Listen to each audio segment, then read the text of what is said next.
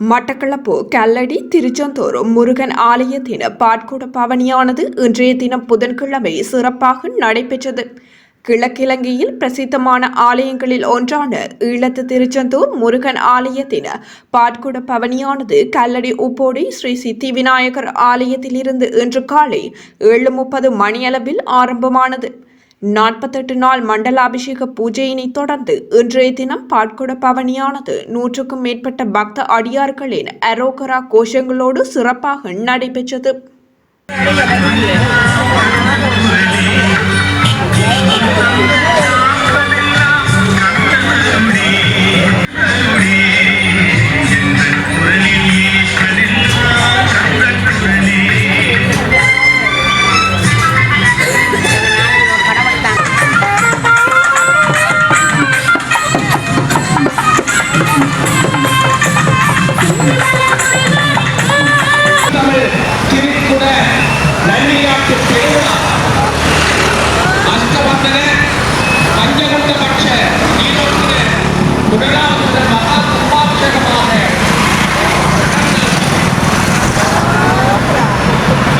இந்த பாக்குட பவனியிலே பெண் அடியவர்கள் எல்லோரும்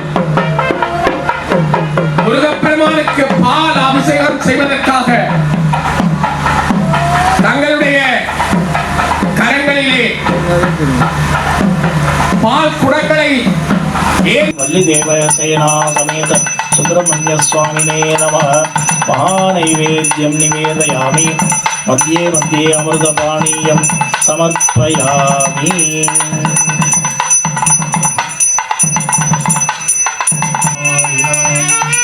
ஓம் யம் பிரம்மா வருணேந்திர ருத்ரமருதः ஸ்துவந்தி திவ்யைஸ்தவைः வேதைः சாங்கபதக்ரமோயசாகினே நமோ வயம் வைஷ்ணவனாய குர்மஹே சமே காமான் காமகாமாய மஹ்யம் காமேஸ்வரோ வைஷ்ணவனோ ததாத் குபேரா.